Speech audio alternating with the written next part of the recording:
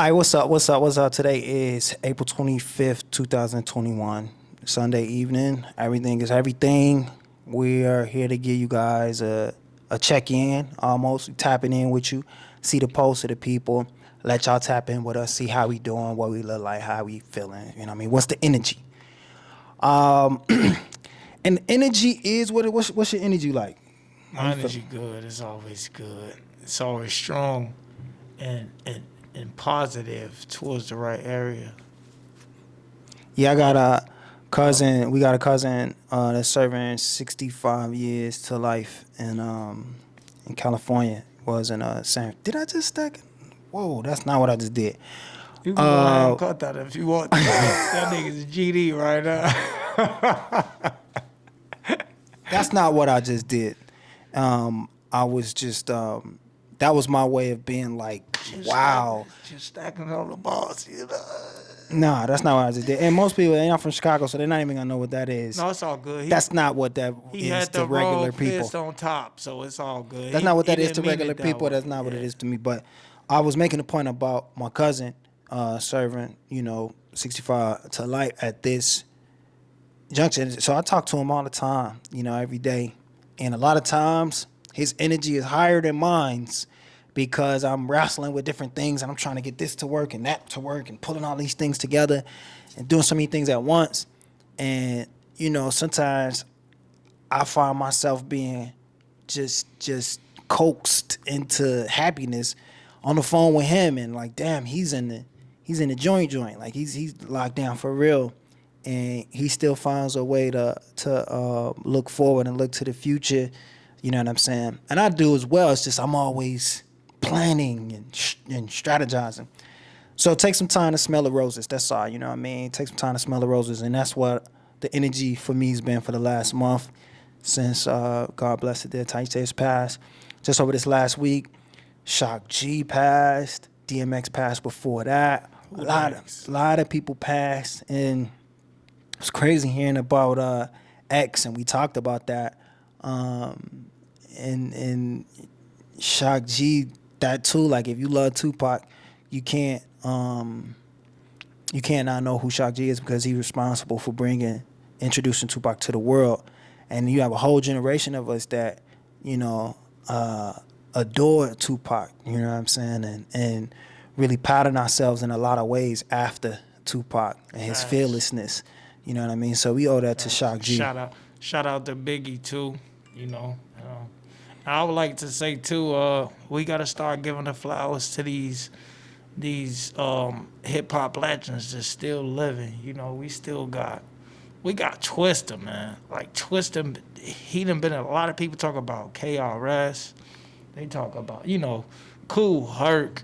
That's the hip hop god right there. That's the man who started. But we can go all day. Cool G Rap.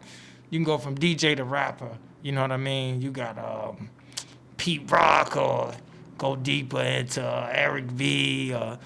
Then you got rappers like Rakim. All these dudes. But everybody always forget about, you know, the guys that's still here. We got I Twister mean, in the cut. Twister some just been sit people back quietly for so some long. people wouldn't even know who none of those names I is you know name. I You have know to a talk lot of about them like a names. A lot of them like a names they don't a know, but Ornette Twister. Coleman or something, Think or think I'm just trying to Charles Mingus. Then people might know who you talk about. I'm All just trying to put the right, name. we got I'm different trying to audiences. put the name on Twister. Like, dude, been really dead since about as long as KRS-One and hip hop guys. Even right here in New York, they talk a lot about all the dudes that's been doing it since so long. Chicago, legend, been doing it just as long as the rest. This is a hip hop legend before Chicago legend. This is a hip hop legend. Twister. And it used to be tongue twister. That's what he was known for back then in the 80s, tongue twister. You know, we got Twister. right, Don't forget so about that. man, we'll get into it by giving you guys a few our input on what got us into music to begin with. Like what got HBE into music? What had us started um, in the direction we took musically? And I could say this around the time that we were around '99 when we were putting the pieces together to become hypnotic and just like really just vibing out to music.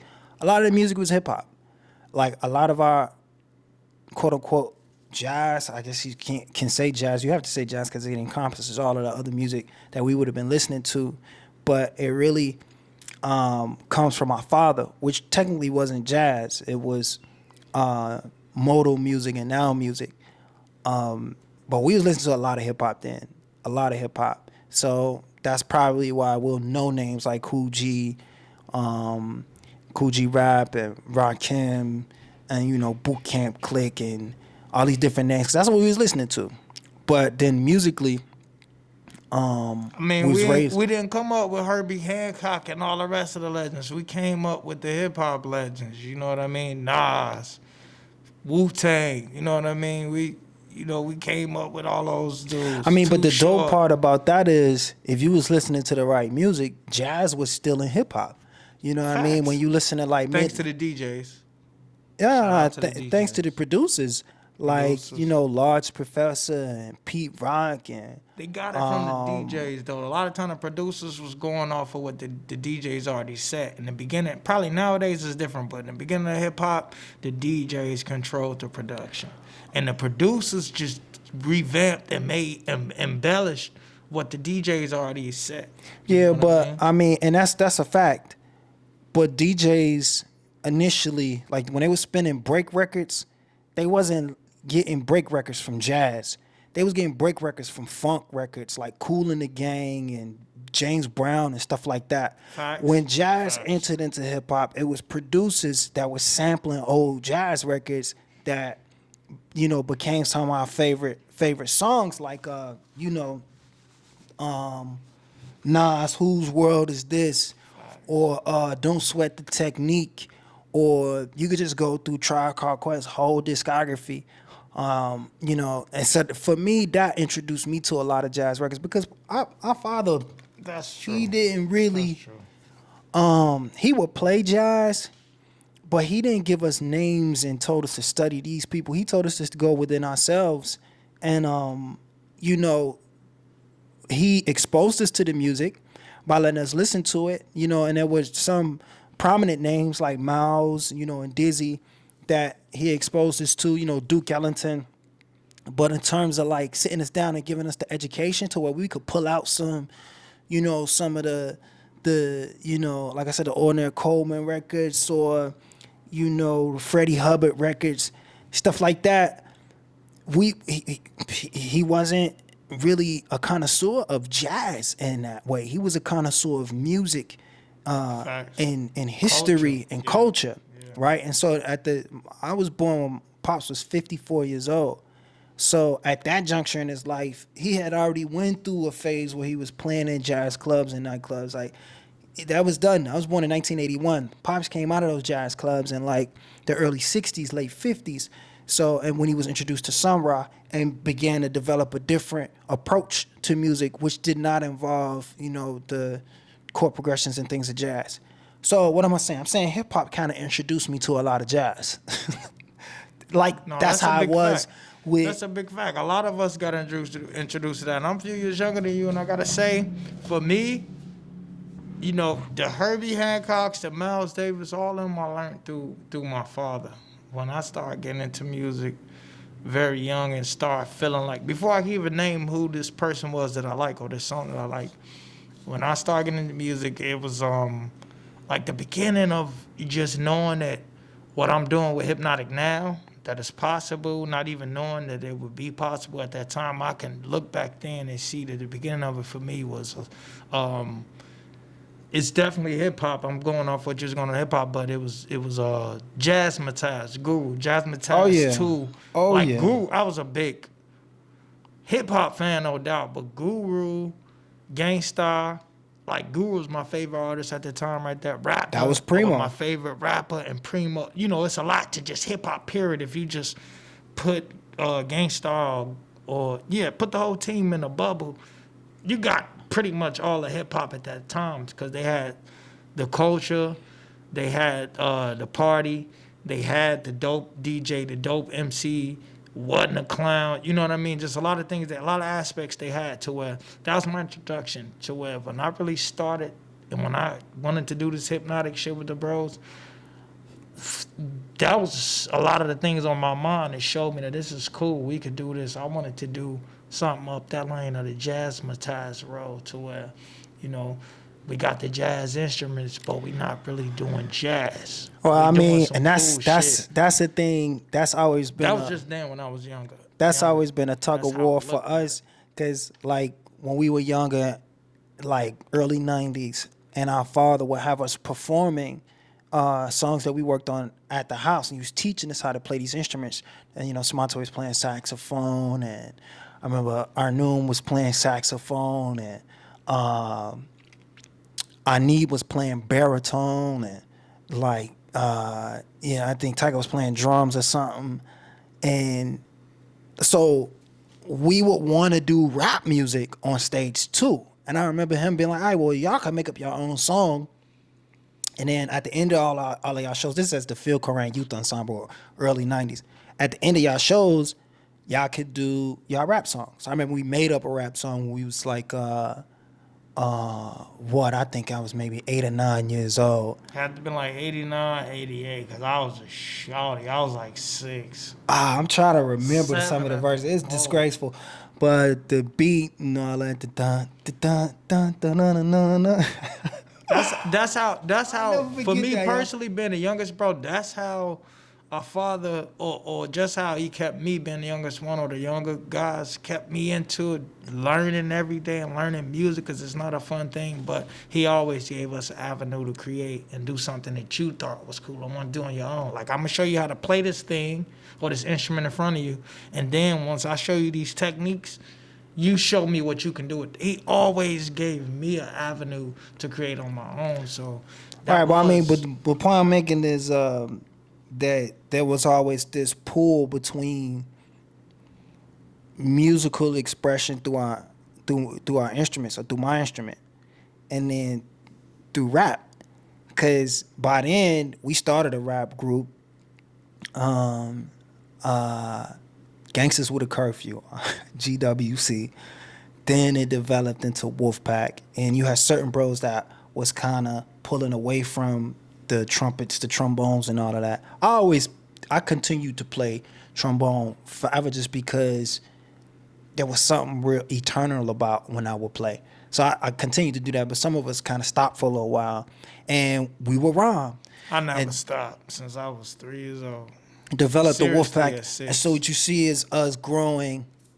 Our artistic expression is coming in the form of improv on our instruments, which we were doing at 7 and 8 years old. Our father would force us to improv, and then improv through freestyle rap. And we did that from maybe 93 all the way to like 99 when Hypnotic actually formed. So that's where you get this mesh between the energy of hip hop and the musical aspects of what people would call jazz or improvisational instrumental music.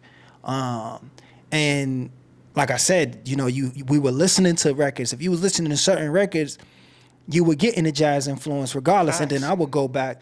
Once I started later on, when I started to trying to produce records and produce tracks myself, then I started going back and digging through samples, and then I would just sometimes get lost into records for hours and hours and hours and hours. Clifford Brown records, the things he did with the trumpet. I listened to J.J. Johnson to try to learn as a trombonist, but Mingus, I don't think there's anything in there that's ever been sampled by hip hop, because his music is so out there, Charles Mingus. But yeah, I remember coming to Pop and asking him, like, man, I want to learn more about jazz. Like, teach me more about jazz. And he was like, I moved past jazz so long ago that what I do is eternal. Jazz is just a name they put on something. Like, well, what we do is music. I'm like, all right, well, that didn't answer my question, but That's a fact. I gotta say though, like, we always spend a lot of time on the greats, that got us here, even in hip hop, the dudes that started hip hop. But in jazz, we got to start giving more light for what's here. Like I was saying about, with the twisted thing and hip hop. We just lost DMX. We lost Black Rod. We always losing a lot of great young to the oldest rappers in hip hop. So let's start giving the flowers while they're here. You know, we got great trumpet players, great trombone players, young guys just like us that's here that I'm finding out now that I'm doing what I do. And I just want to get them shots out to those guys too, man. Like I really like my dude Keon Harold, um, Maurice Brown. These are just few guys that you probably need to check out now. You know what I mean? We got a lot of dudes that's been doing this since forever, but check out the young guys now, man. They come up around the same era or same time that we do. We all doing something new. And yeah, check out my man Keon Harold and Maurice Brown. Bro, you don't gotta plug them like that. Everybody already know.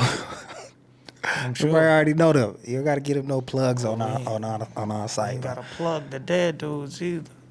Nah, but a lot of people don't know Mingus music.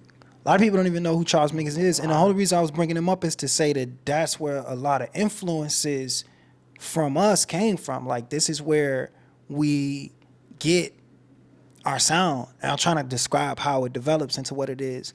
Where you might hear inflections of different music from different places. Like, we listen to R&B, Isley Brothers. I was deep into that. You know what I mean? Sam Cooke and Betty Wright and all of that. Like, we had a rich introduction, and we were satiated with music since we were young. So it comes from a lot of different places. But by the time you get older, you kind of choose what you want to listen to. So, in high school, you're listening to hip hop, and that's how that kind of comes in. But and I know the question I was gonna ask, kind of question that you brought up, I was just kind of gonna answer it when I first got and fell in love with music. I guess you could say. I just don't. I don't feel comfortable even saying that. Let me say, when I first felt like I wanted to do music. Let's say that. That's a little more. I mean, the funny part is we had been doing music. I've been doing music as long as I can remember. Like, it's never been a time where I wasn't playing some sort of music and playing and creating. Because Pop, he said it, like, every time we play a song, you're going to create. You're going to have to learn your instrument enough to be able to improv and find your way through the notes and find your own voice. So since I was 6 or 7, I've always been doing something musically to try to express myself musically. So I just don't remember a time when I wasn't feeling like I want to do music. And it never had any relationship to money. It was always just something that I wanted to do. You know what I'm saying? So you can't remember a time. There was never a time when I didn't feel that Right. I had a relationship with music. I always had a relationship with music, for as long Right. as I can remember. Well, I know mine's definitely come from when I was in the womb. My mother doing music and my father doing music. But when I knew that what I was being taught as an infant, as a toddler, that this is not what I wanted to do, but I was turned on to it because it was a skill. I saw a skill. And once I got to about 2 or 3 years of doing, I felt like I had the skill at least that I wanted. And I wanted to do something else. What I wanted to do was this new sound that was popping up around town. It was called hip hop. It was shortly after I was born. I think before I was born, but it really hit the radio waves shortly after I was born. I'm born in '84. Hip hop just took over the radio about '87, '89. I know that shit's been going on since like '86 or even before, but it took over the radio waves to where it was in Chicago and probably other places by '89 all over the radio. So I always wanted to figure out a way to do music that I was taught, but the music that I was being taught something traditional. I wanted to take something that was traditional and refresh it and make it new and make it, because I was turned on to the traditional style, and I knew that because I was turned on to it, I can make it in a way to where my neighbor or someone else just as young as me could be turned on to it. So to where I was never really turned on to the jazz and the mute and the blues and all these things. I loved it. I appreciated it because my parents always taught me tradition and culture. I couldn't have these things musically, blues, jazz, without tradition and culture. So I gotta have it. But my goal, even as a young kid, it was always to do something different and to find my own voice, like he was saying. Phil Coran taught us, but to do something different. And Not the once I guy who saw, said don't do nothing different. Is he trying to do something different? but when I saw Guru, I was impressed hip hop wise. But when I heard what the message and the lyrics, let alone how they were doing cool things with trumpets, mainly trumpets, but and jazz samples too. But there was a lot of songs that like it was trumpets, and it always caught my ear because this is a rapper that I look to, and then he used a lot of trumpets or jazz period, and I played trumpets. So Yeah, that whole he was the introduction of my thing with Hypnotic. It that whole was record was Guru and dedicated Gangsta. to the whole jazz influence between hip hop and jazz. And it's crazy, the Sugar Hill soundtrack. I remember it was a what was her name? What was her name? Something. It was the Somebody Wanna Play My Funk. I never forget. It was the soundtrack to Sugar Hill. That was my cut. I used to love this song, and and it really just created this energy, really, this jazz energy. This was in like 91, 92, and Tribe Called Quest had a lot of music out that was steering in that direction. So around that time, the Pete Rock music was doing a lot of jazz. You know what I'm saying? Like I said, with the Nas record. So then everybody was sampling jazz records, a upright bass and a piano. You know what I mean? And maybe a saxophone or something else inside of it. I mean, you had the olds that was doing the Kool and the Gang stuff with the horns, and that was amazing going back and peeling through that music and seeing that stuff. But like, I mean, specifically like that jazz influence from really like the Jazzmatized projects on until like. It wasn't the beginning, but it was a focal part of Hypnotic. Because the beginning of Hypnotic I think that probably is some of the first. But that is. Or that is was it the that end of it? I lost my wallet in El You was talking Segundo? about how Pops earlier, just shortly earlier, that was, I always say that's the true beginning of Hypnotic, is when Pops gave us that space to create. When we were 6, 7, 8, 9, whatever guys' age was when we first started, and they were like, you know what? Y'all don't like this? I'm going to give you that space to create at the end or at the end of our sessions or whatever. That truthfully is the beginning of Hypnotic. But we were trying to figure out what was cool. The first song that we made, we thought it was cool, but when we look back on it, even now to this day, every time we look at it, we didn't like it that much. But you look at what we didn't cultivate it since that first song. That's crazy. That is the first Phil Coran. HBE song. Yeah, because the beginning of HBE was Pops just saying, you know what, before even going in the back of the band room in high school and doing a little thing, it was always a space for us to create. That's what I remember. That's true. Was always a space for you to do your own thing after I give you this base, give you these basics, and I drill the hell out of you before school and after school. Then you do what you want with it. Aside from these that, basics.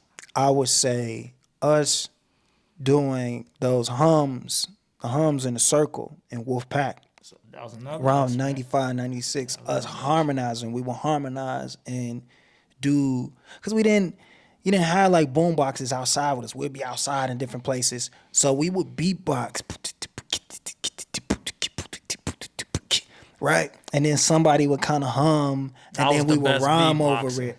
Nah, I was definitely the best beatboxer. I was the best beatboxer, but nah, Smoove, you only got like a snare that's just like that, man. You don't got no rim shot, no half stick in your repertoire. But anyway, we would harmonize over the beatbox, and we came up with like, we put that on record actually, a whole record of us doing that stuff that we would never put out nowadays because it was very, very provocative. And it's stuff that, Would you just we put it was out young. when you said it? Because We now was young everybody's men. gonna be looking for it. So You can't find it basically, we gonna anywhere. say, But I mean, the point is that's the beginning of us harmonizing as a group. And then it just wasn't on horns; it was with our voices. Then we would translate some of those. Actually, Mars is a variation of one of those songs that we did called African Queens. The Bodo Buddha, Bodo Buddha, da da na na, boom boom. That's like a switch up of a song that we did on hums. So it's like this whole period of us doing rap and hip hop and still playing instruments a little bit later around, I say like 98, 99, when we were all at Corliss High School. And well, got a chance to, play together in the back of the band room. We would do some of these songs, and then I remember Rocco did he created that joint. And Satin Sheets we did in the White House. Like a lot of that stuff came right around 99 to 2001, directly following us. We had put out a rap record. A couple of them actually, from 96 all the way to 99. So a lot of people be like, man, I don't know about like horn players rapping. It's like, but we kind of was like rappers that picked up horns.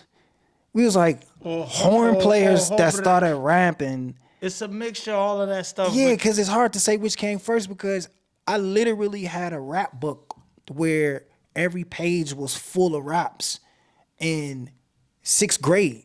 I And then started we would music get first, but we would get- hip hop took control early. we would get into stuff and sometimes I get chased home by the folks or something, and I would throw my rap book, and then I had to write another one. So I literally filled up about 3 or 4 Shout out to the rap folks. books with rhymes.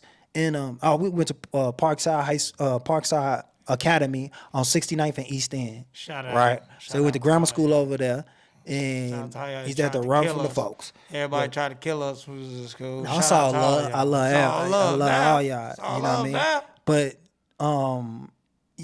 yeah, so I was rhyming then. And then after that we would freestyle. Like we literally, so we would smoke blunts, and as a requisite, like it was required that we would stand in a cipher, smoke the blunt in a cipher, and then you couldn't lead a cipher before you rapped. You had to freestyle rap. Like you couldn't even get in the cipher. We wouldn't even smoke with you. No, but another thing you're leaving, if you wasn't gonna rap, you had to participate. You had to beatbox. You had Nah, to hum. you had to do rap. something. No, everybody had to spit. You had to but rap. you definitely You couldn't stand there couldn't- and just you wouldn't be in a circle. absorb You wouldn't with be in a your circle. Camera or And- your phone. Well, they ain't had cameras and phones back Nah, then it and wasn't. shit like that. It Even your wouldn't- little tape recorder. Niggas had the little tape recorder. You would have recorded the shits. I don't remember You couldn't none have of none of that that if you weren't whole participating. stretch on. of time is You not couldn't have recorded. none of that if you weren't participating. None of that. None of that. So I mean, that's all music, and that's nothing. None of that has anything to do with any money or any of that. That's us doing music to get us through the times we was having on the south side of Chicago. I mean, And we was dope as hell. So, but we had to deal with the things we had to deal with. Yeah, Where it nobody wasn't- could really see musically how dope we were. But then us so slipping wasn't- up and found out that, you know what, we always seen how dope we could do music if it's without the instruments or with. But it took us to just block out everything. And just It say, wasn't you know even what, about just being dope do though, that. Smoove. I could see if we was trash, but we was actually good to where everywhere we went. Like I said a week or two ago, same expression, same feeling, same thing everywhere we went. No matter if it was 3 or 4 of us to 8 of us, or if it was us doing hummings to horn. Yeah, but see, and that's the thing, though, Smoove. It We was an didn't. impression. From what I'm talking about from '96 to about like '99 maybe, when we would do these. We wasn't doing this stuff for people. Like we would be back somewhere, like in the back of an apartment building or back. I feel you, but Nobody would be around but us. See, but I wasn't And with you guys back I know. then. That's what I'm saying. So let me say what I'm saying. It was a relationship that we have with music directly, to where it's a tool that we using to get us through. You know what I'm saying? Like we would have just came back from, getting into it with 20 on 5. Or we just had to run because somebody was just shooting. or we had to do whatever. Like, and we would smoke, talk about it, and rhyme, and do hums, and music would pull us through. But Is what see, I'm we saying. all went through that, but we all want. See, back then, I wasn't rapping and doing the music shit because I was too close. I was too caught up into thinking, you know what? I ain't got time for that. I gotta deal with whatever else out here in the street. I don't got time to be sitting up writing raps and feeling about rhyming and what's the cleverest shit. And the biggest thing was, I had the guys, so I was like, you know what, these are the dopest guys around. Like, what I need to start rapping for. But then slowly but surely, I mean, I just started picking up because it was another form of rap, and I always was into poetry. And see, that's the Always, thing. This is what I'm saying though. We wasn't rapping for people. We was rapping for us. We weren't recording it. yeah. We weren't even going and showing folks. We was doing that for us. And then we look, bro, it's, you know, no, you would never, anybody who's ever spent any time in the Roseland neighborhood or lived in the Roseland neighborhood or lived in the Chatham neighborhood or in the South Shore neighborhood or in the Inglewood neighborhood, you know that that's some tough experiences. Now that's just for a regular person, but for a young man in his teens and you're going to high schools or you got to walk through that joint, there's metal detectors and you know there's all type of gang affiliations. Facts. It's like It's crazy. there but was a lot that would never reach the light of day. It's crazy. That but, guy's but experience. honestly, in 2021, like we all we got. You know what I mean? We all we got. So no matter what it was then or what it is, we know where we want it to be for our children and for everybody else's children to come after.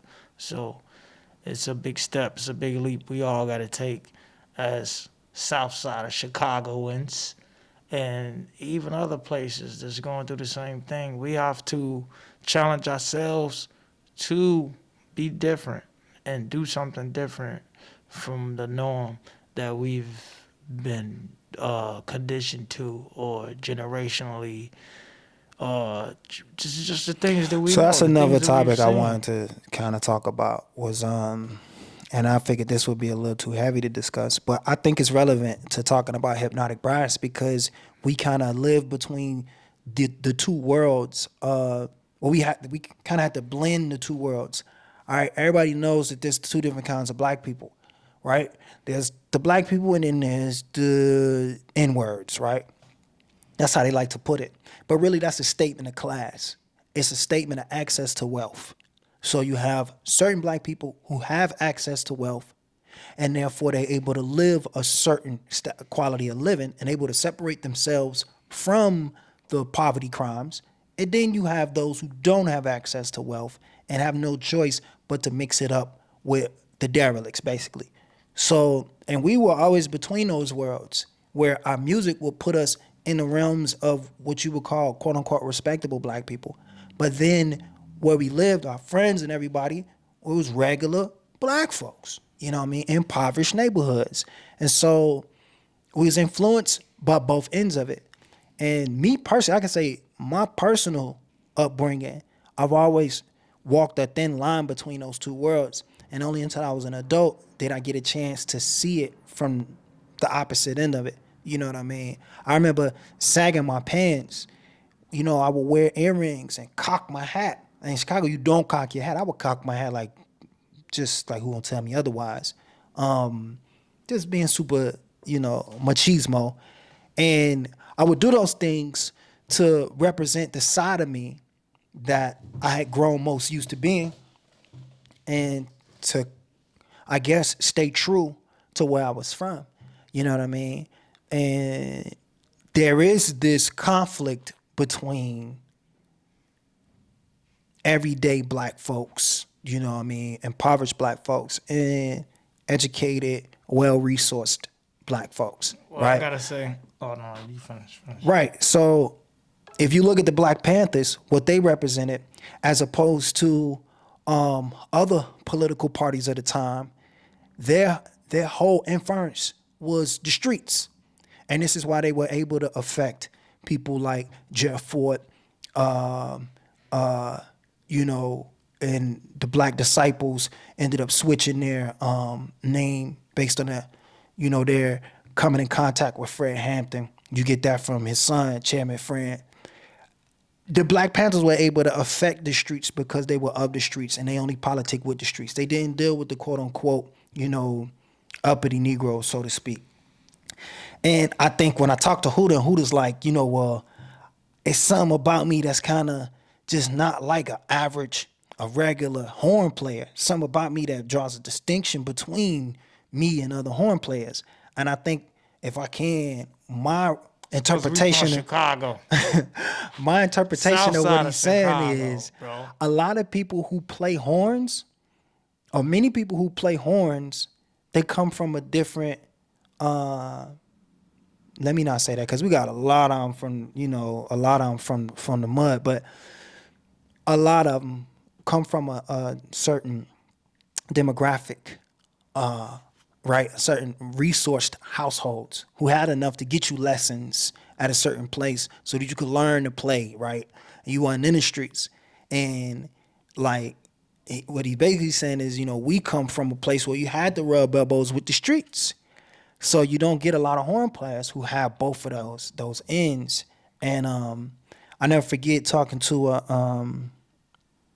an interviewer who I won't say her name, but she's super sweet. And she was like, well, why do you guys wear suits in this?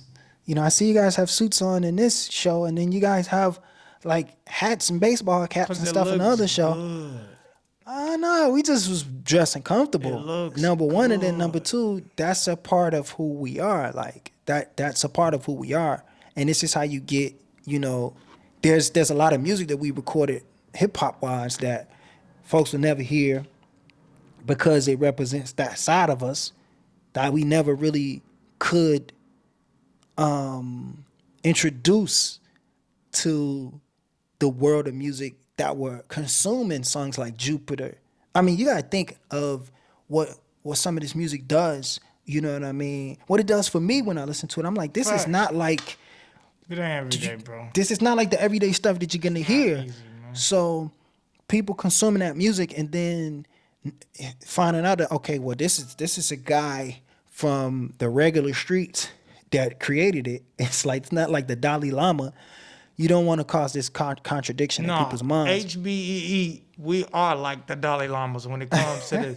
We are. Look, I just honestly, we can listen to all the stories about the 7 horns in the Bible.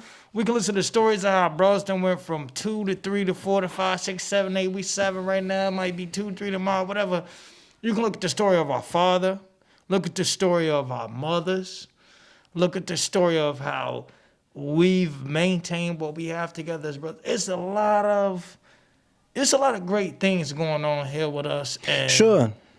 it's hard to maintain it and keep it going. But just it's a lot of things that let me see that it is great, and you got to stop telling yourself, it's just some average or regular what Hypnotic is doing, what HB is doing.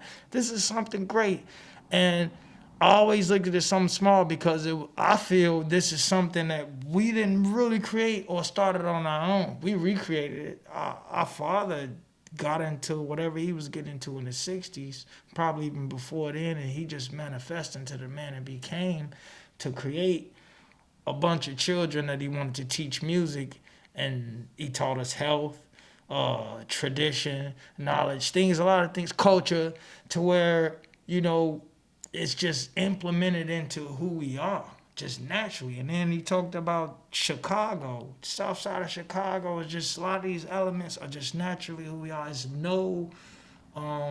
nobody, pushing a button telling us to say this. This is just who we are, and it is also how the music is formed. Well, why you get so much in our music. There is this what would be referred to as hyper masculinity within quote unquote street culture that people nowadays identifies, they identify, but when we were coming up, it just was like, listen, man, this is just man shit.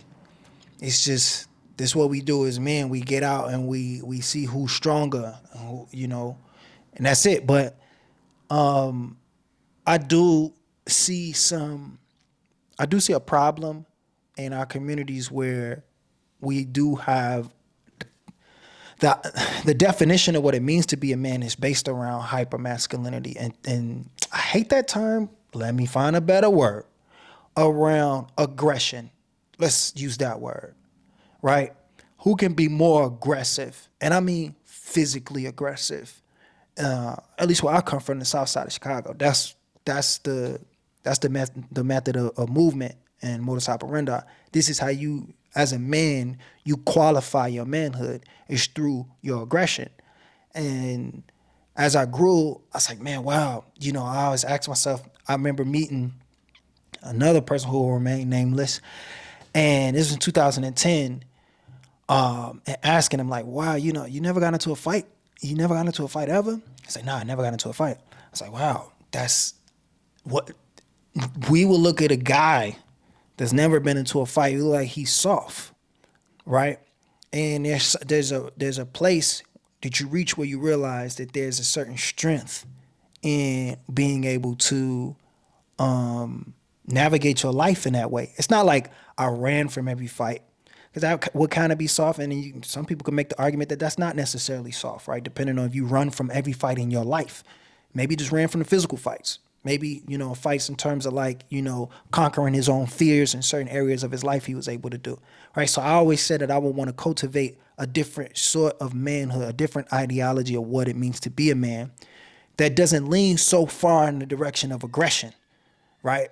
That you don't necessarily have to quantify your manhood based on how aggressive you are. And we could see that taking hold within the Chi and all over any impoverished neighborhood. Yeah, that's true. Right. That's definitely true. But I learned as a kid too, something that's worldwide. Through the gangster, through the tough, through all these things, the one that is smarter, the one that has the most sense always wins. No matter how much muscle you got, how many dudes you got. It's that one guy out of 40 or 50 or 1,000 you might have your army. It's that one guy who's sitting in the back that has the mastermind, the plan, the smarts to create whatever needs to be done amongst 40, 50, 20, or 30. As a child, I did used to look at that in Chicago. Like, it was the aggression and, the power that made you a man. But I got to learn as a man a little shortly before that it wasn't the aggression that's masculine. It's how well you can protect the people that you love. That's masculine. That's what it means to be a man. And so that if that involves some level of physical aggression, then that's what it means. But, as men, we have different tools. You know what I'm saying? I'm not the tallest guy in the world. So if I stepped on a basketball court, you're not necessarily going to beat me just because you're taller than me, because I've had to develop other skill sets, right? So as men, we have different advantages and disadvantages. We find ways to get our point across, and we find ways to do the ultimate duty of a man, which is to protect our family, right? Well, we get it confused a lot of times in these, in our neighborhoods and black neighborhoods in South Side of Chicago, that the only way to protect your family is by aggressing others. Well, really, that's like in today's world where the weapons are economic and the weapons are financial instruments, you're a lot less equipped to protect yourself if the only thing you can do is physically aggress someone. Because you definitely can't, most times you find yourself in a jail cell where you can't protect nobody. Can't think. Now you got to be protected yourself. You need commissary and all these different things. So there is a huge conversation to be had around how we define ourselves as men within these neighborhoods, and how we could change that for younger men coming up. I've been trying to talk to the young boys since 2000, when I was still a young boy myself, and I try to talk to my nephew, Kwame, or Subway, and other young men that I saw taken to very aggressive poisons. And I was trying to coax them out of it and tell them, listen, there's other ways to establish your prowess as a man.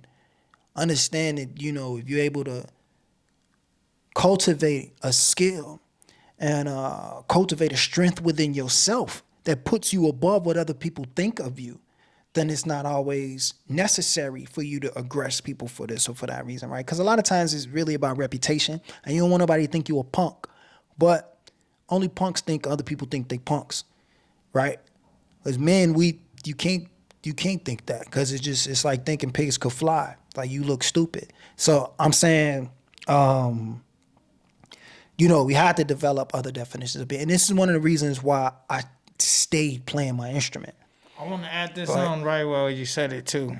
Another thing too, you gotta learn how to play the punk role. For those of you who don't understand the difference between the two, you gotta learn how to play the punk role. If that's what you call it, the punk role, guy who can turn his cheek or a guy who can walk away when somebody's aggressing him, you have to learn that bit right there. You have to learn how to, it's nothing wrong with being the guy who is not gonna fight right now. You have to choose your battles, and all the time the battle isn't to fight. Sometimes or physical fight, I'll say. I'm saying you have to choose your battles. Young men, young black men, don't always be so quick to don't give a fuck and just throw it all on the line. I'm saying if you're not gonna give a fuck, then truly don't, and properly assess the battle.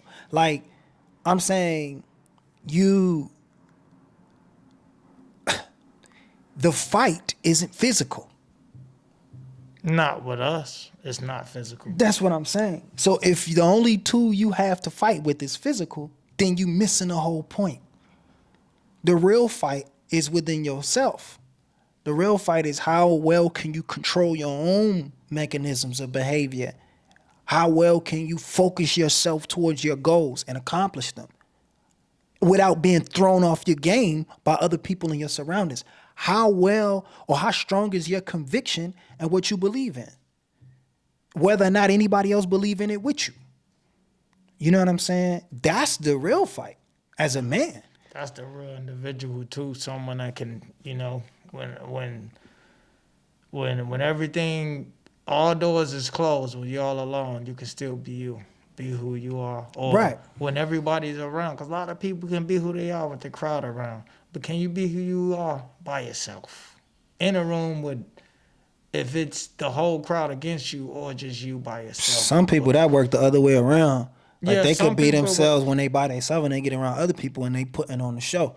That's true. That's true. But the difference is, like you said, is to be able to face yourself, whichever individual you are. If you one that goes that way or that way, you got to be able to face yourself when ain't nobody else around, and be able to, be your own therapist. That's the biggest fight, and that's the hardest fight that all of us as adults we face. And this is one thing that I say artistry helps us with, because you have to confront yourself when you're an artist and you're reaching to be creative in something.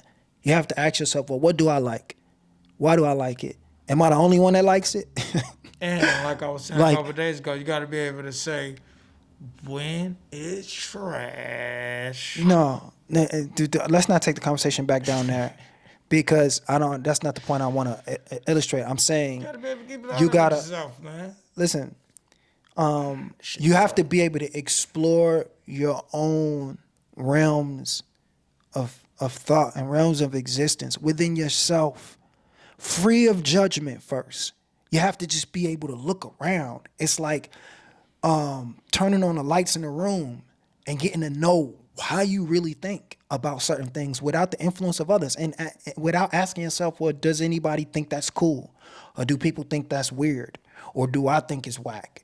Right? That's the question you should be asking. And why do I think it's whack? Do I think it's whack because other people think it's whack? Or do I think it's whack because I just don't like it? Right? A lot of people, we haven't been in tune with ourselves. And it's good, because human beings, we're interdependent on one another. So we have to conform to what the collective agrees on, because we live in a world with other people. But sometimes, you don't want the pendulum to swing too far to either direction, because sometimes you can do that so much that you lose yourself in the opinions of others. And this is what I mean by some people are one way when they're on their own, by themselves, and then they're completely another way when they get around other people because they're constantly trying to appease other people. And they might think something is funny, but they won't laugh because other people don't think it's funny. Or they might think something is cool, but they won't. So a piece of clothing is cool, but they won't wear it because other people will laugh at them and think it's whack. Like, you gotta think, this is the only way. This is why I continue to play music and play the trombone, because it was something that was uniquely me, and it allowed me to explore who I truly was without the input from anyone else. Because nobody was telling me that trombone was cool. I was telling me that trombone was cool. Nobody was telling me that the brass music or this or the songs we were making was cool. I liked them. So I wanted to play them. You know what I mean? And I wanted to continue to explore, move further in that direction. And it made me stronger as a man to be able to say, that's the real fight, is to fight for who you are and to stand up for who you are and to get to know yourself and be who you are, right? In front of the world, right? And so, you know, being an artist, you have to get over embarrassment. Standing on a stage in front of people and speaking or singing or rapping or dancing or playing an instrument or improvising, you have to get over the fact that somebody in the audience may not like what you do, or the fact that you might make a mistake. You have to get over all of that and just execute and just express yourself and be who you are.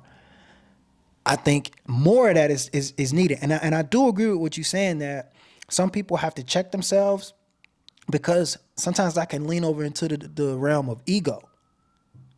And then, you know, now you're doing things for reasons that are related to ego less than it's related to self-exploration, right? And so you can't chase the validation of others in what you're doing. I don't want to talk too much. I think I already have.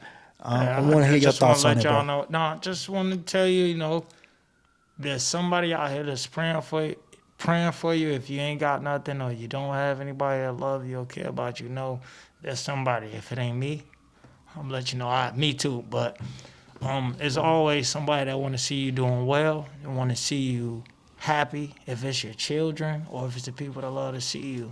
So make sure you think of that before you just say, scratch it all. I'm gonna give up my job. I'm gonna give up before anything that make you say fuck it. You know what I mean? We all gotta, just fuck it. Before you say any of that, just think of the people that love you, care about you, and want to see you in a higher light. And that'll always keep you there, because we all get to that point where we want to just give up and we just want to say fuck it. But don't be selfish. That's selfish to just think, you know what, I've had enough, I'm going to give up. Or I just, I don't care no more. It's too many people that look up to you and look up to what you represent or even where you come from, to just to give up on them. And then if you don't have anything else, the children. I always say take care of them babies. The children. Everything that I talk about is for the children. It's for the future. I didn't understand it as a kid, but I was taught everything I was taught as a child, and I didn't understand. But when I got older, I understand that everything that's on this earth is for the children. All of these plants and trees we're looking at is for the seeds that they can create. You know what I mean?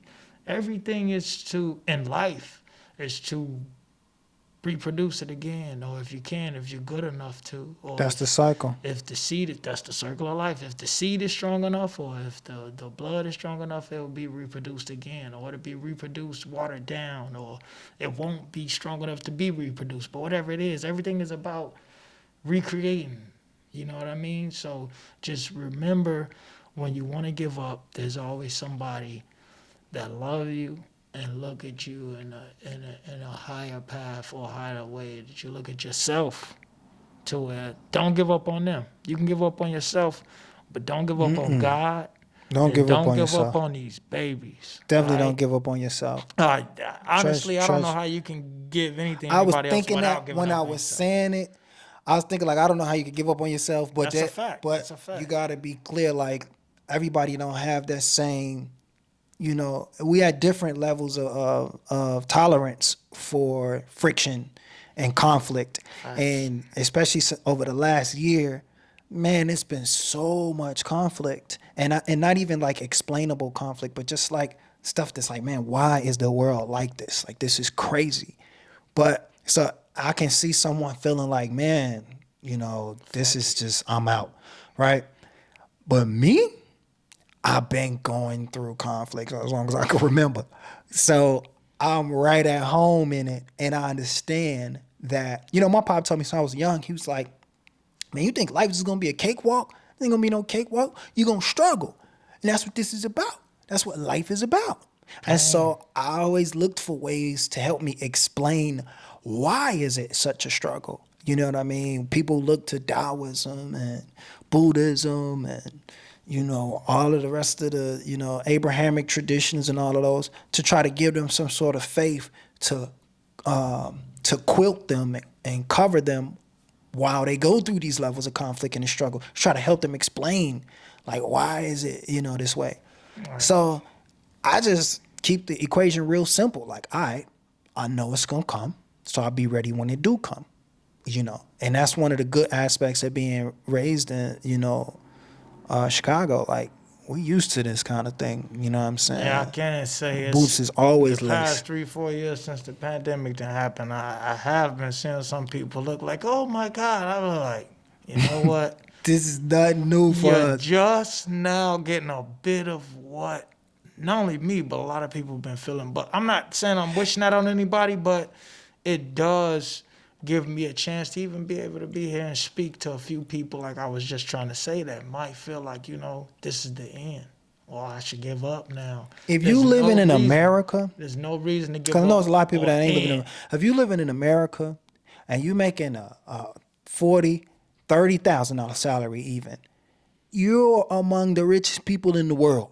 Know that. Right now. So you really being a pansy ass by complaining about whatever experiences you might be going through And it's tough right now, but that's if real. you living in America. Now, That's if you tough. living in a third world country or something, and you really are having a problem trying to find clean drinking water or something, then I could see you, feeling that way. But if you look in a lot of those instances, people who live in those third world countries, man, if you look at the overall culture and the overall disposition of the culture, man, they spend most of their time enjoying the company of other human beings and enjoying themselves.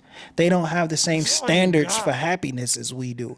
I mean, Like, they you know don't what I'm even saying? have the same beautiful architecture around to go sit around and take pictures to where, you know, you gotta be able to. I believe each one of us on this earth, who knows how many of us it is on this earth, but each one of us on this earth, we're here for each other. And we're here to, especially the people that's like your neighbors and the people you see every day. The people you see, even the ones you don't talk to, we all here for each other. The trick is, what can we do for each other that can, Facts. help each other? If it's nothing, okay, let's get away. But There's everybody you always come something. past, everybody that God puts in your, or the creator, I hate to say that word God, the creator, because there's so many gods, you know what I mean? There's only one creator. But he put so many people in front of us daily and in your life to where just think if we could all figure out a way to, Yeah. I do something for you, you do something for the next person. We all figure out ways to do something for each other as opposed, or if we can't get away as opposed Even to on the we can't smallest do level, anything for bro. each other, let's fight. Even on Or the let's smallest level, even if dispute. it's just that I can, tell you that you We're here just to help you each other. just dropped your We're bus here to card or help each something. I other. don't know what it is. Facts. Like something, no matter how small it is, if you come to it with the energy that I want to help everybody in my surroundings. Now and see now That's what it's about. that's tough in certain environments, and I get that. But it's still But you know what? Even truth. if you look at the men who were able to make impacts, large impacts on the streets, it was men who thought like that. Like, Meach and Hoover and all of they'll if you when you hear them talk, you hear that's all they ever talked about Fred was Hampton. bringing brothers together and looking out for one another and making sure everybody was okay. Like, so no matter what environment you in, that's the proper attitude to take when you're dealing with other people. That's how you grow, man. That's how you a plant. You I'm set gonna a tell you plant though, in the ground right there. That's how it's gonna grow. You gotta nurture it. You gotta take care of it. Same thing with your neighbor. You gotta take care of your neighbor. That's how it grow. Your neighbor gotta take care of you. That's how it grow. That's how relationship grow. Relationship don't grow or a plant doesn't grow just by you just sticking in the dirt or sitting on top of the dirt and just watching that bad boy. Well, there's You certain gotta do plants. something. You gotta put some work in There's certain with each plants other. We gotta put work in with each other. for sure, man. There's certain plants that will soak up all of the resources in the soil from other plants, and just like all of this belongs to me. See, this is where the wisdom comes into where you can understand the people. Nothing can grow around yeah, that the plant. people that there's nothing magnetic and nothing you're growing off with. Don't hate them. You just get away from each other. Honestly, if you give it time, just the way nature works, it's gonna push you apart. Just give it Right. time. You ain't gotta be mean to a person. Y'all don't have nothing in common, nothing going on together, and y'all always around each other. Y'all not gonna be around each other long. Well, you know what? You don't even have to work on that. It's You know just what's crazy? natural. You could use the analogy, juxtapose that same thing versus the racial conditions in America, and say, all right, Facts. well, you got black people living with white people for centuries, and some would say they still haven't found a way to work together. We have, but I get it. I'm saying you're right. Some would is say the word. That's a big word. they Some. still haven't found a way to work together. And you know what? A lot. I would say, on a whole, we still haven't found a way to help one another. We're figuring out ways to tolerate each other and just be like, all right, well, I'm not racist. That's true. That's true. But we haven't gotten to the point where it's like, nah, we want to help each other thrive. And I want to do everything I can to help you. And you want to do everything you can to help me. And I'm not talking about individually. I mean, just if you take Black America and treat it as one person, like the full organism, like you as a human being, you're an amalgamation of different cells that come together to make different organelles, and the organelles come together to make a body, right? So the different people come together to make different families, and those families come together to make different communities, and those communities come together to make one people, one nation. Right? So if you look at black people as a nation, and you look at white people as a nation, and then you look at other different races as different nations, and treat those nations as specific people. Well, how is that person, how's the black person in that analogy treating the white person? And how's the white person in that analogy treating the black person? I mean, as a whole, as a unit, right? Technically, we're one country. We're supposed to be one country. But if you talk to other people from other countries, they view America as a transient country. True. That's true. Right, because we're not a homogeneous country like China, where it's all one, right? Or like different countries that have like Amsterdam or something, like or I don't know, pick a country that's all one ethnicity, right? Those are homogeneous countries, and they have a very different, like Korea or something. They have a very narrow look on a lot of things. No, but they have a cohesion amongst themselves and a love for their country and an understanding that we all are a part of the same team. Oh, I get that point. Yeah, that I get you. America, since its inception, we've been trying to find that. Some would say we have not found that. I'm not gonna say that, but yeah, it's been, since I was a kid, reading and hearing about how black people even got to be in this country, and then how we got to be in the conditions we are in this country.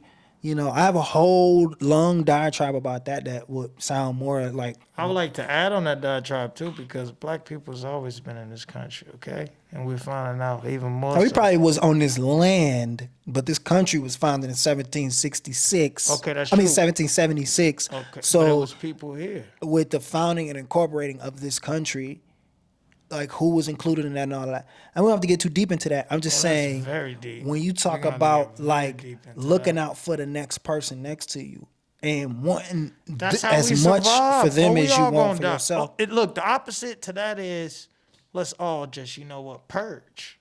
Let's go to the next door neighbor. Let's take everything we can. Everybody go to the next door. Let's everybody, the way that everybody's trying to get it in 2021 as opposed to 1984 when I was born, when it was more so group, more so let's do things together. Nowadays in 2021, I did it by myself. I don't need this. You got women, you got men, you got businesses, you got artists, everybody. I did this by myself and I don't need nobody. You know what I mean? Everything, nothing is a group anymore. Or not even let's be honest and understand that nothing comes out of just, everything comes out of one. Nobody grows does into anything by two. themselves. Facts, but that one grows into two, the two grows into four, it expands. It's just how things grow. Nobody does one thing by themselves. Nobody, yeah. It's just crazy how, in 2021, everything is about self. Well, we got to get back That's true. We got to get back to neighbor. Like, I'll be fine. Let me make sure, he good. Let me make sure the other person on the other side of me good. Because if they good, I ain't got nothing to worry about. And then they do the same thing. When I was just in there. They good. We ain't got nothing to worry about. You look out, everybody's doing that. And it ain't just a neighborhood thing. It's a city thing. It's a country thing. Or it's a world thing. But that's wishful thinking. It's what they call utopian. That's what they call it. You're a utopian. You wish that the sun shined on every acre of land on the planet Earth, and that there was never any darkness. I don't wish it. I know it does, but I also understand. Now, some places it's cold and the sun don't rise for 3 or 4 months. That's what I understand. I understand that when the sun rises over here, somewhere it's dark. When it's right, sun shining here, it's raining somewhere else. So I understand that that's the duality. Where if I want it to be happy here and great here, it's got to be bad somewhere else. You know what I mean? So then now, in my opinion, now the role of the man comes in, and this is a bit of an antiquated idea, but I truly, wholeheartedly believe that men are here to protect their families and women are here to nurture and embellish their families. I feel that that's our natural roles that we can come to the scene and play. But there are instances where the roles are reversed and all of that works. I don't mind. But I do feel like if you have a utopian ideology and you place yourself around people who don't, you might find yourself in a very precarious situation, like black people in America with a We Are the World Martin Luther King type of attitude being shot down. See, but that didn't just come out of nowhere. That we were taught that. I'm just giving you both ends of the discussion. We were taught that through slavery, and then after slavery through church, and not to say anything bad or worse about it, but we were taught to be good servants to our God, not creator, our God. And at this time, our God happens to be man. At that time, our God was man. Check it out. You gotta look at Islam and the tenets of Islam. Look at Christianity, the original tenets of Christianity. The reason why it spread so fast is because it was talking about human kindness. Facts. Right? And empathy for your fellow man. Talking about truth. Right? Just talking so truth. That's not just about Christianity or anything. That's just about what it means to be a human being. No, I was talking about being in touch with your humanity. See, when I mention Christianity, I'm talking about slavery. I know what you were saying. But slavery. And what I'm pointing out is that we've always had that level. Christianity is way before slavery. Listen, we've always had that level of humanity. That's what I'm saying. I get that. We've always had that level of humanity. I believe that. And there are people who do, people who don't. Facts. And I don't believe that there's ever going to come a time where those people don't exist somewhere in the world. I feel you on that. I don't believe somebody going to tie up their boots and protect those babies. Right. From that threat. And man, that's a tough way. I'm a Libra, so I always look at different sides of the equation. I would love for everything to be A-okay. And I try to create environments of peace in that way wherever I go. I try to. But, I mean... It is what it is, man. I hope that we could create a world like that in America. It would be great. Well, I'm going to let you know right now, the day that comes, that's the day I'll die probably. Right now, what I do, just find... I'll say to you guys, find your niche. Find your edge or find your little corner. Find your people. It's probably 6 to 7 different type of people everywhere. And you're going to either get along with them or you're not. Find the people that you fit with. Find the culture. Find the things that's you and be true to you and do that. And don't try to go out your way to fit in with another bunch or another crowd that you believe is you. Like, honestly, spend some time, figure out who you are, and go find your crowd, because we all don't get along. We all not the same. It has nothing to do with race. Even though we culture. should. We should. But we sometimes don't. I think it has more so to do with when you're born and what's going on in, like, the zodiac thing. I never used to believe in, but it's the stars. He said the zodiac thing. It's what's going on in the heavens and in the world. When you were born, it's the same thing that's going on in you and your energy, to where, you know, you're not gonna connect with this person because this was going on then or whatever. I could be the wrong. Planetary alignments when you came into Connects. this world. Everything connects. Yeah. And because of how a sphere works, to where, you know, you can have the bottom and the top, two totally different opposites, but they're connected. Two different things. One is seeing the sun, one is seeing the dark, but they're connected. So we're all the same, and we don't all have to be on each other. It's hard to explain, but all I'm trying to say is find your niche, find your crowd, get with them. If you're nocturnal or one that's under the sun, do that. Get with your people, and just live and love and take care of the babies, man. Let's just keep reproducing and keep being better. Man, keep being better.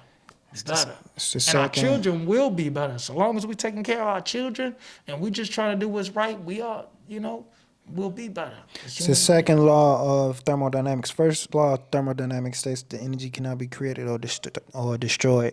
It can only change forms, right? So, you know, if you want to be big, you got to kind of take the energy from somebody who already being, I guess. Second law states that everything is moving towards the lowest energy state and towards greater disorder. So, you know, high forms of disorder is entropy. Low forms of disorder is disorder is high entropy, and order is low entropy, right? So the more you see things and learn things, you're putting things into place and giving it an order. You're lowering its entropy, right? You're eliminating possibilities of what could be, and you're concretizing what is. You're getting closer towards that. And this is why children are so much closer to, I guess, you know, I guess you could say the creator, high entropy, because there's so lack of orders. There's a lack of definitions. It's just they haven't defined things, and they haven't given things an order. But they know hot, sweet. Depending on their age, but I mean, like, you can't tell. No, once you touch it, you know. You ever see a kid after he sees a hero movie or something, like a Superman movie, and then he's like, I could be that, like, and you see, like, or when we used to watch the karate movies, and then afterwards, like, you really was doing that, breaking ribs. You don't know what you're doing, but you still entertain possibilities or what could be. The older you get, the less those possibilities exist. So I try to always have that, you know, that I always try to entertain that side of myself that leaves room for the possibility of what could be. And even if I know what a thing is, I always try to entertain, well, maybe I don't know. Maybe there's something new to be shown to me that will give me a different assessment of this particular thing, a different definition of what it is. Because so much of what we know is science, and so much of what we know is that, you know, we've been told is science, is theories that are being worked out and that are being developed. So, you know, even this whole utopian thing, who knows, man? Maybe there is an America or a world where we could all exist in peace, man, and just, you know, make music and just love on one each other. Keep it a stack with y'all. You know what I mean? That world exists on probably the next Hypnotic album.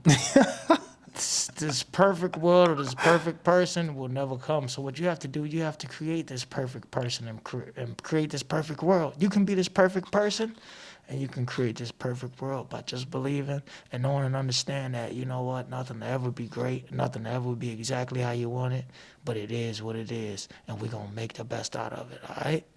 That's it. There's any problem, man. Well, I guess on that note, man, something else you want to say? On that note, we'll say 2 fingers, and peace will wrap it up and let everybody, do well in your lives. We send y'all some good energy to wherever you at, and keep pushing, man.